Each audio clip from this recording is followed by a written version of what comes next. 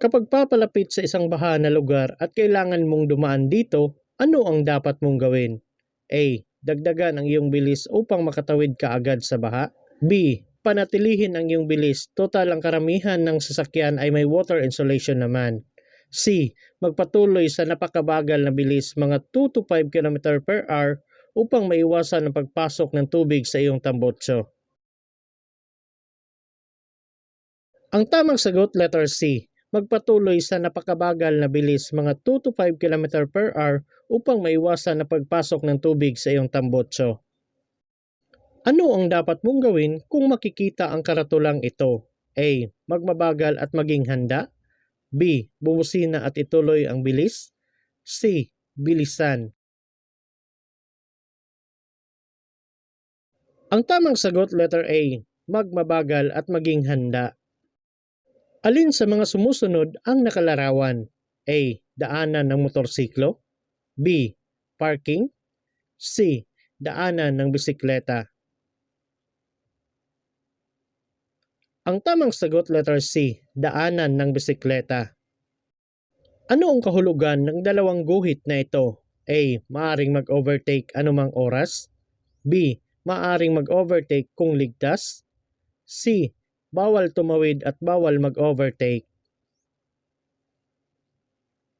Ang tamang sagot, letter C. Bawal tumawid at bawal mag-overtake. Alin sa mga sumusunod ang nakalarawan? A. Bawal magsakay ng pasahero dito. B. Bawal magbaba o magsakay ng pasahero dito. C. Dito ang babaan at sakayan ng pasahero. Ang tamang sagot, letter B. Bawal magbaba o magsakay ng pasahero dito. Alin sa mga sumusunod ang nakalarawan? A. Bawal magpabalik-balik. B. Two-way na trapiko. C. Ang kalsada ay may dibisyon. Ang tamang sagot, letter B. Two-way na trapiko. Alin sa mga sumusunod ang nakalarawan? A. Matarik ang pababang direksyon ng kalsada. B. Matarik ang paakyat ng direksyon ng kalsada. C. Limitahan ng 20% ang bilis.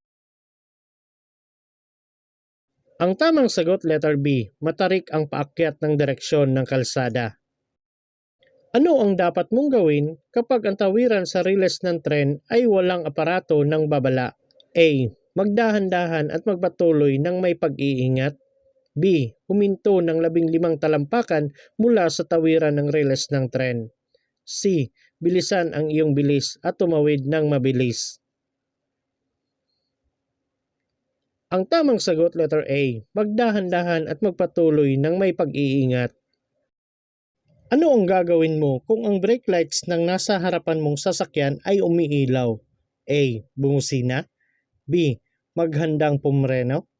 C. Lumiko sa kanan o kaliwa. Ang tamang sagot, letter B. Maghandang pumreno. Alin sa mga sumusunod ang paglabag sa traffic sign? A. Pagmamaneho ng nakainom ng inuming nakakalasing.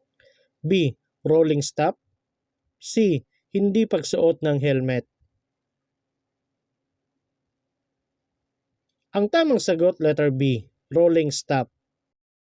Ayon sa Republic Act 10930 o tinatawag na Rationalizing and Strengthening the Policy Regarding Driver's License, ilang taon ang bisa ng lisensya sa pagmamaneho? A. 5 taon at maaring maging 15 taon kung ang driver ay walang paglabag sa batas trapiko. B. 5 taon at maaring maging 10 taon kung ang driver ay walang paglabag sa batas trapiko. C. 5 taon at maaring maging 10 taon kung ang driver ay magre-renew bago ma-expire ang lisensya. Ang tamang sagot, letter B. 5 taon at maaring maging 10 taon kung ang driver ay walang paglabag sa batas trapiko. Bukod sa mga rotors ng preno, mga pad ng preno, mga pipa ng preno, ano pa ang ibang mahalagang bahagi ng preno na ito? A. Yapakan ng preno. B. Brake caliper. C. Lining ng preno. Ang tamang sagot, letter B. Brake caliper. Ano ang dapat mong suriin kung may narinig kang hindi normal na ingay habang inililiko ang manibela? A. Belt ng steering. B. Belt at level ng langis sa steering. C. Langis ng steering. Ang tamang sagot, letter B. Belt at level ng langis sa steering. Anong mga driver's license code o DL code ang maaaring kuhanin ng student driver's permit isang buwan matapos makakuha ng student driver's permit? A. A1, B, B1, B2, B, B, B1, B2, D. C. A1, CE. Ang tamang sagot, letter A. A1, B, B1, B2. Blank ang hindi pagbibigay ng pantay-pantay na serbisyo kanino man. A. Pinahihintulutan minsan. B. Ipinagbabawal. C.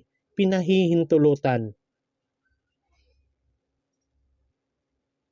Ang tamang sagot, letter B. Ipinagbabawal. Maaari kang huminto kahit saan sa expressway kapag A. Kailangan mong maglakad at makalanghap ng sariwang hangin. B. Sinabihan ng traffic enforcer. C. Kailangan mong gumamit ng mobile phone.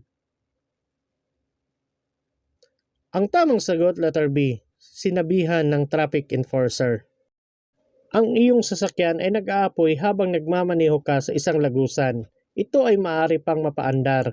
Ano ang dapat mong gawin? A. Iwanan mo ang sasakyan habang umaandar ang makina. B. Iparada ito palayo sa highway. C. Gumamit ng fire extinguisher at umalis sa lagusan kung kaya mo.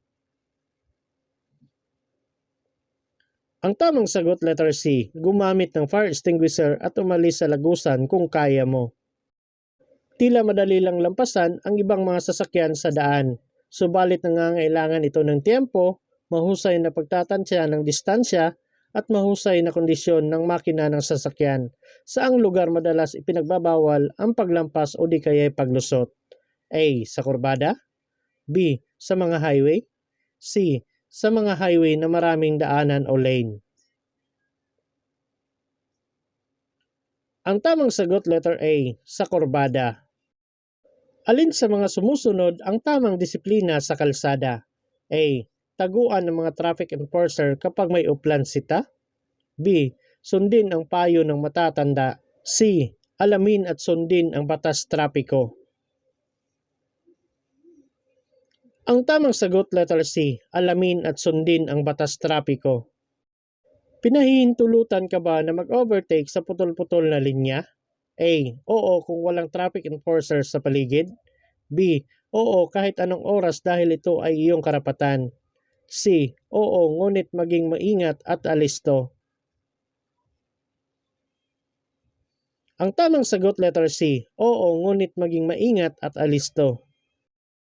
Ang mga parking brake ay maaaring gamitin sa A. Pagparada. B. Drifting. C. Kagipitan o biglaang emergency brake. Ang tamang sagot, letter A. Pagparada. Kapag may nakitang karatula na nagsasabing accident-prone area, ano ang dapat mong gawin? A. Bilisan ang takbo. B. Bagalan at maging higit na maingat kaysa sa karaniwan. C. Bumusina at panatilihin ang normal na bilis ng takbo. Ang tamang sagot, letter B. Bagalan at maging higit na maingat kaysa sa karaniwan. Mahirap magmaneho sa gabi. Dapat gawin ang mga sumusunod kapag may nakasalubong na sasakyan sa gabi. A. Liwanagan ang ilaw sa pamamagitan ng paglipat sa high beam. B. Ipatay sindi ang headlight. C. Bawasan ang liwanag ng ilaw sa pamamagitan ng paglipat sa low beam. Ang tamang sagot, letter C. Bawasan ang liwanag ng ilaw sa pamamagitan ng paglipat sa low beam. Alin sa mga sumusunod na pagkakataon ang maaari mong gawin kapag tumatawid sa isang sulid na dilaw na linya? A. Pagliko sa driveway kung ligtas itong gawin. B. Pag-U-turn sa highway. C. Pagdaan sa highway. Ang tamang sagot letter A, pagliko sa driveway kung ligtas itong gawin. Maaari kang dumaan sa kanan ng sasakyang kapareho ng direksyong tinatahak mo kung A. May bakanting dadaanan maliban sa highway. B. Ang highway ay may dalawang lane kasalungat ng iyong direksyon. C. Ang highway ay may higit sa dalawang daanan o lane patungo sa iisang direksyon. Ang tamang sagot letter C. Ang highway ay may higit sa dalawang daanan o lane patungo sa iisang direksyon. Ano ang iyong dapat suriin kung ikaw ay aatras? A. Suriin at obserbahan ang buong paligid ng sasakyan. B. Pagtutuunan lamang ng pansin ang mga lugar na hindi nakikita.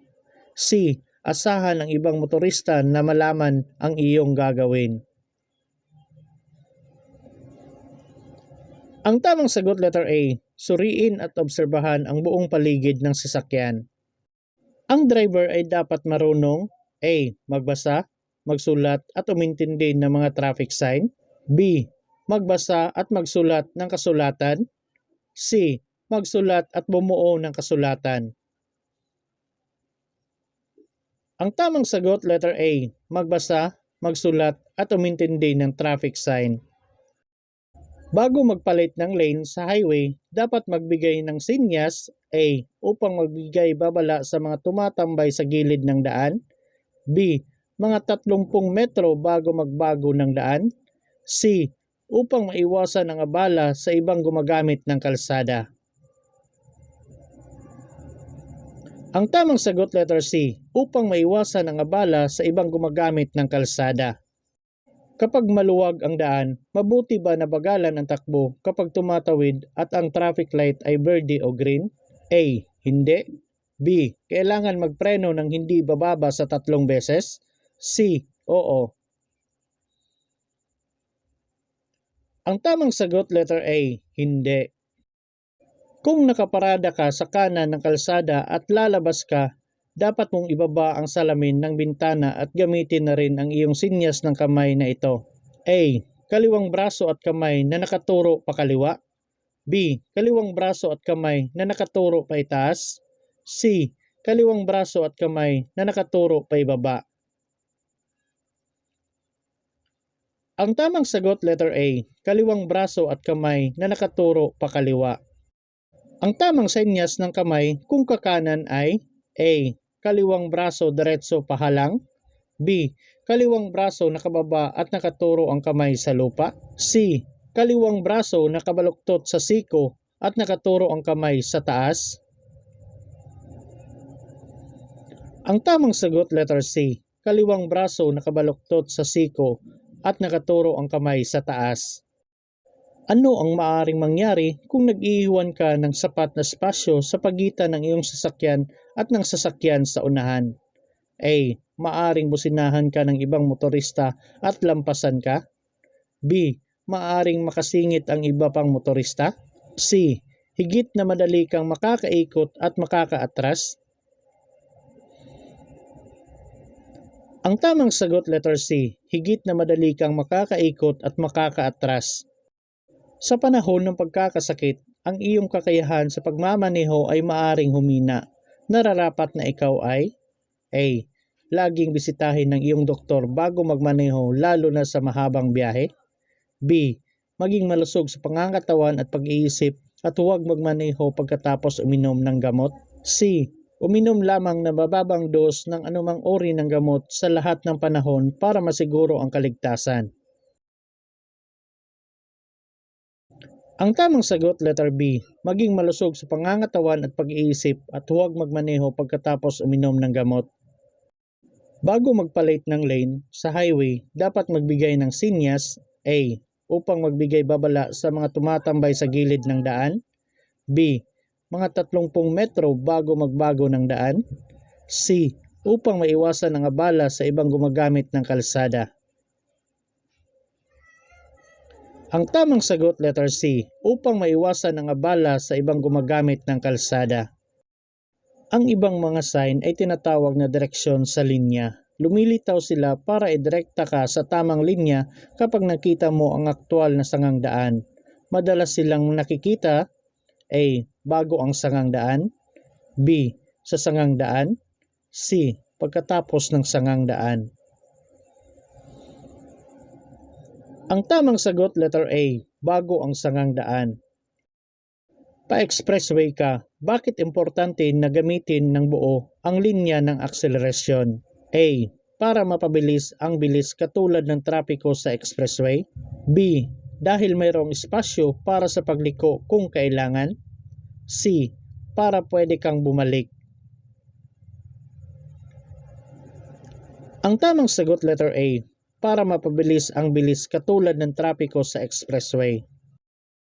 Ito ay isang tanda ng blank kapag ang headlight ay nagiging mas maliwanag kapag pinipindot ang pedal ng accelerator at dumidilim kapag pinapalabas ang accelerator pedal. A. Hindi sapat ang karga ng baterya. B. Sobrang karga ng baterya. C. Namamatay na baterya. Ang tamang sagot, letter C. Namamatay na baterya. Alin sa mga sumusunod ang pagpapabuti sa pagkonsumo ng gasolina? A. Bagalan ang bilis, proper braking at pagpaplano agad ng mabuti.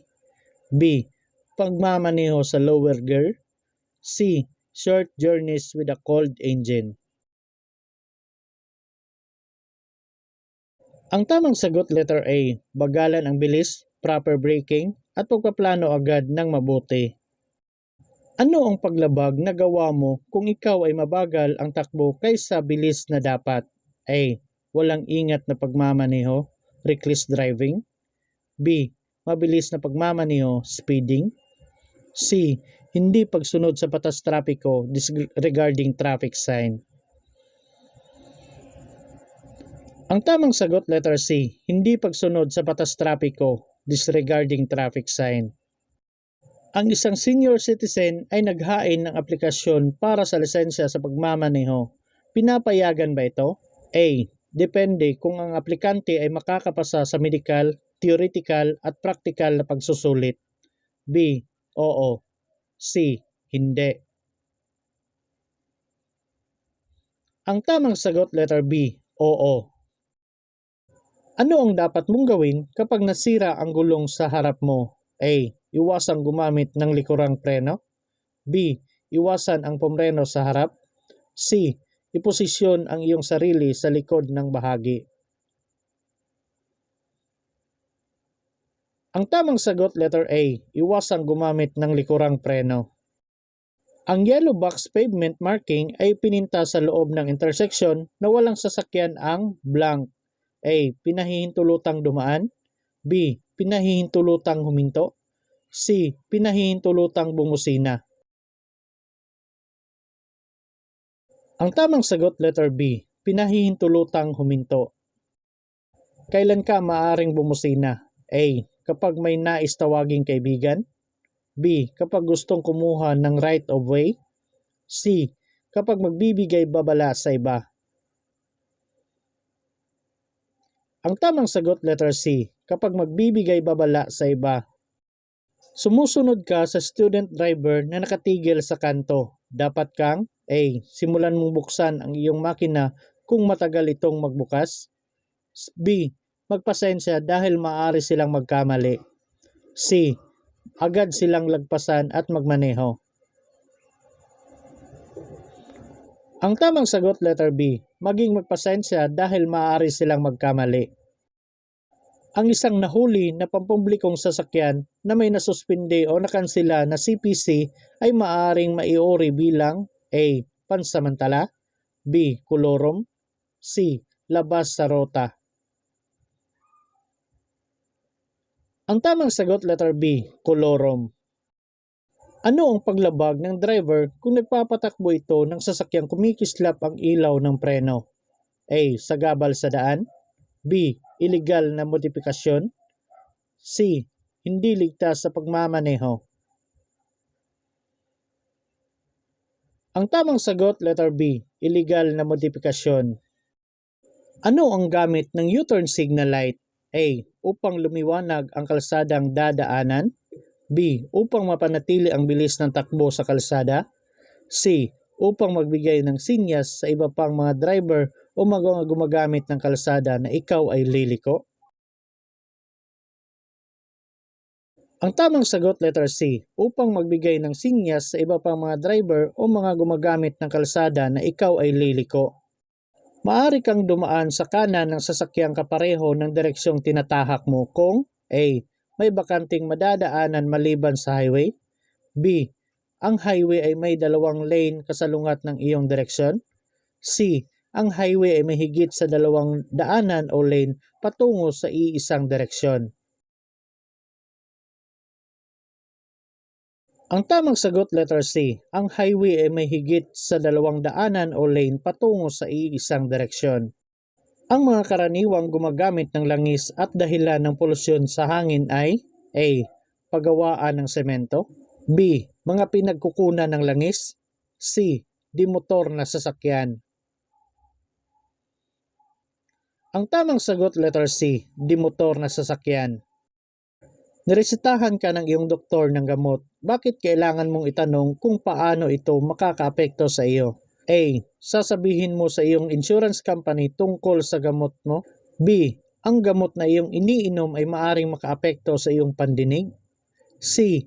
Ibang uri ng medisina ay maaaring makapagdulot ng pagbagal ng iyong reaksyon. Ang tamang sagot, letter C. Ang ibang uri ng medisina ay maaaring makapagdulot ng pagbagal ng iyong reaksyon. Ang pinakamataas na parusa para sa pagtanggap ng walang respeto o mayabang na driver. A. Parusa at pagkumpiska ng lisensya sa pagmamaneho. B. Parusa sa pera at pagkansela ng CPC kung saang otorisado ang unit. C. Pagkansela ng CPC at pagkumpiska ng lisensya sa pagmamaneho. Ang tamang sagot, letter B. Parusa sa pera at pagkansela ng CPC kung saan otorisado ang unit. Paano mo aayusin ang likuran ng preno, lining, drum, at preno ng sapatos? A. Alisin ang mga gulong sa likuran at hugasan ng sabon at banlawan ng tubig. B. Gumamit ng pressure wash. C. Alisin ang gulong sa likuran at gumamit ng presyon ng hangin upang malinis. Pagkatapos ay mag-apply ng grasa sa mga kasuan at spring. Ang tamang sagot, letter B. Gumamit ng pressure wash. Sino ang pangunahing may karapatan sa daan? A. Truck ng bombero na may ilaw at sirena na papunta sa emergency. B. Malaking bus. C. Articulated trucks. Ang tamang sagot, letter A. Truck ng bombero na may ilaw at sirena na papunta sa emergency. Sa automatic na clutch, gamitin ang cambio na park kapag ipaparada ang iyong sasakyan na nakaharap sa pasulong na daan. Ano ang cambio na dapat mong gamitin sa manual na clutch? A. Iwanan ang sasakyan ng naka-neutral. B. Iwanan ang sasakyan na nakakambyo sa primera. C. Iwanan ang sasakyan na naka-reverse.